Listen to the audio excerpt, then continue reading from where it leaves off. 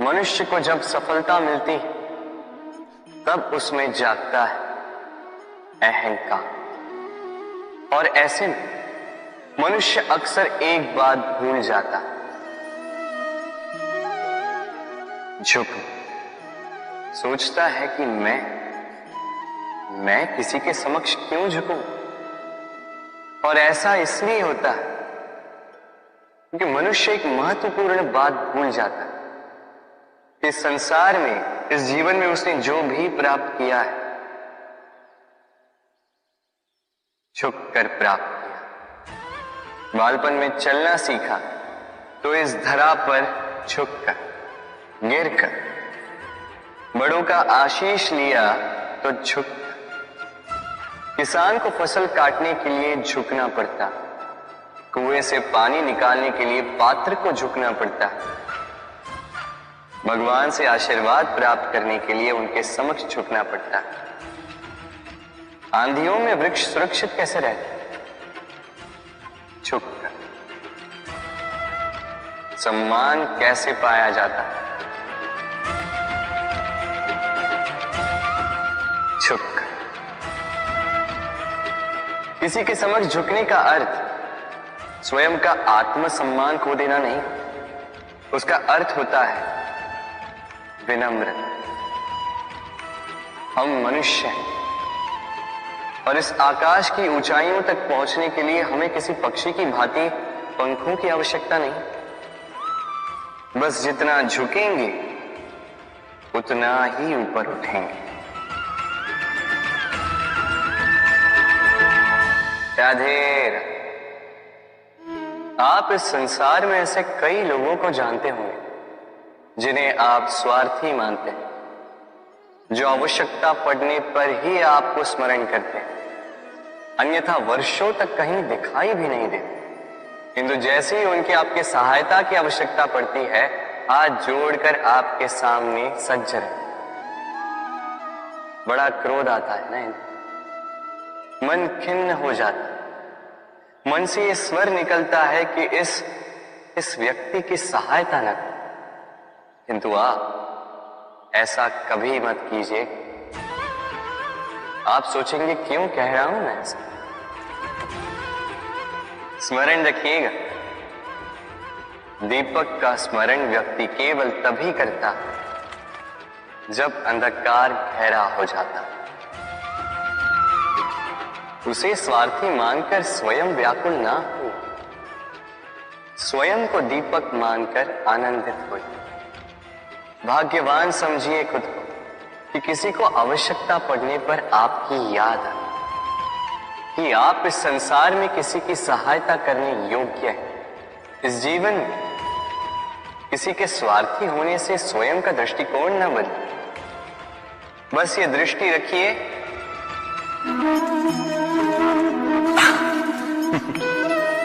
मनुष्य के सारे संबंधों का आधार है अपेक्षा। पति कैसा हो जो मेरा जीवन सुख और सुविधा से भर दे? पत्नी कैसी हो जो सदैव मेरे प्रति समर्पित रहे? संतान कैसी हो जो मेरी सेवा करे, मेरा आदेश माने? प्रामाणिक इच्छा हो तब भी कोई मनुष्य किसी की अपेक्षाओं को पूर्ण नहीं कर पाता,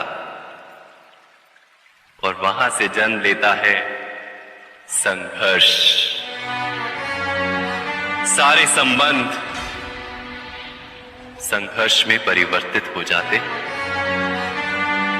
पर मनुष्य अपेक्षा को संबंध का आधार ना बनाए और स्वीकार करे केवल संबंध का आधार, तो क्या ये जीवन स्वयं सुख और शांति से नहीं भर जाएगा? स्वयं विचार कीजिएगा। संबंधों ने आपको संपूर्ण संतोष दिया है? विचार कीजिए। हमारा जीवन संबंधों पर आधारित है, हमारी सुरक्षा संबंधों पर आधारित है।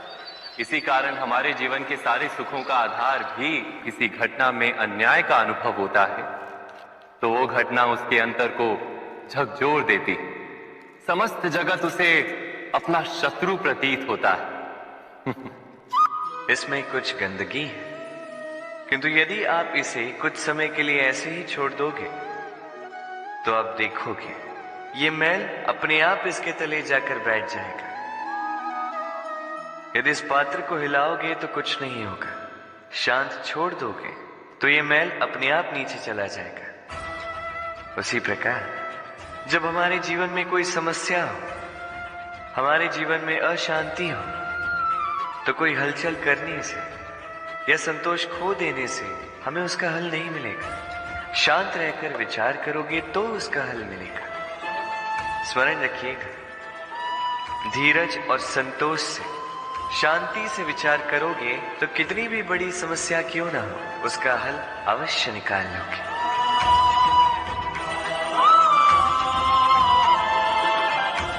क्योंकि अशांति का सुझाव शांति ही है। राधे राधे। समय, कहते हैं समय से पूर्व कुछ नहीं होता। हर बात का एक समय होता है। समय से पूर्व न सूर्योदय होता है, न सूर्यास्त होता है। समय से पूर्व पौधों में न पुष्प खिलते हैं न फल। किंतु एक बात सोचिए, यदि वर्षा आने से पूर्व किसान भूमि ना जोते, वो बीज ही ना पिरोए, तो क्या फसल उगेगी?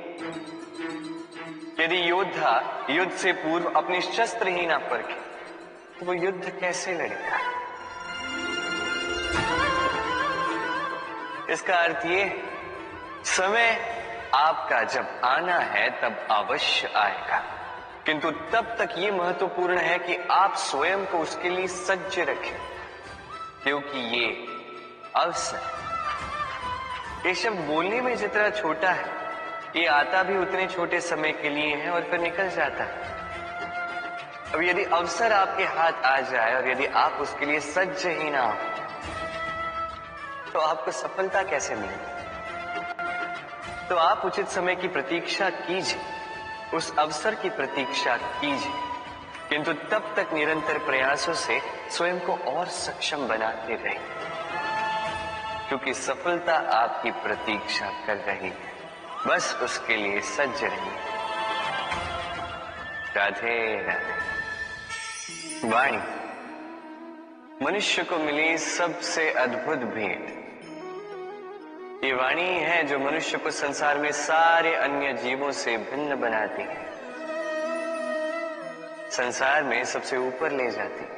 इसी वाणी के कारण हम एक दूसरे से संवाद साध सकते हैं। मैं अपनी मन की भावनाएं किसी से व्यक्त कर सकता हूं, कोई और उसके मन की भावनाएं मुझसे व्यक्त कर सकता है। ये वाणी ही हमारी सबसे बड़ी ढाल भी है। अब देखिए, आपने देखा होगा किसी की वाणी मीठी होती है तो लोग उससे प्रेम करते हैं, उसे अपना मित्र बनाते हैं। वहीं किसी की वाणी यदि कड़वी होगी तो लोग उससे घृणा करते हैं, उसे अपना शत्रु मान लेते हैं। ये वाणी ही है जो भाषा बनकर हमारा इतिहास लिखती है। किंतु क्या हम सच में वाणी के विषय में इतना सोचते हैं जितना हमें सोचना चाहिए? सोचिए, मनुष्य को बोलना सीखने में कितना समय लगता है।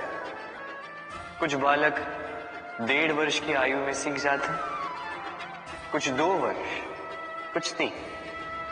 अब मनुष्य 1.5 वर्ष की आयु में बोलना सीख तो जाता है, पर क्या बोलना है ये जीवन भर सीख नहीं पाता। इस पे ध्यान केंद्रित कीजिए, समझने का प्रयास कीजिए कि बोलना क्या है। अपनी वाणी शुभ रखिए, अपनी वाणी मीठी रखिए, और इसी मिठास के साथ मेरे साथ आकर कहिए, राधे राधे।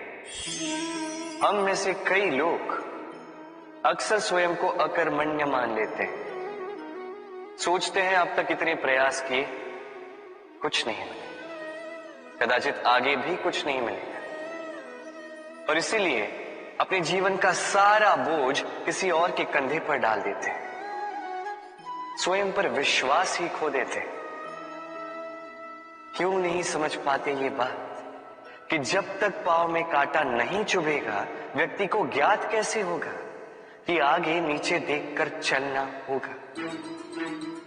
सूर्य को स्वयं जलना पड़ता है ताकि दूसरों को प्रकाश दे सके। रात्रि के अंधकार से लड़ने के लिए चंद्रमा को आकाश में अकेले चलना पड़ता है। नदी अपनी यात्रा कैसे बनाती है, अपना मार्ग कैसे बनाती है? इन चट्टानों से लड़कर बनाती है। यदि आप स्वयं आपकी सहायता करने में सक्षम नहीं रहे तो निश्चित रूप से आपका यह जीवन व्यर्थ ही है। स्मरण रखिएगा, इस संसार में अपने जीवन का भार अपने ही कंधों पर उठाना पड़ता है। दूसरों के कंधों पर केवल शव यात्रा चलती है। और इस संसार में जीवित वही है जो आत्मनिर्भर है।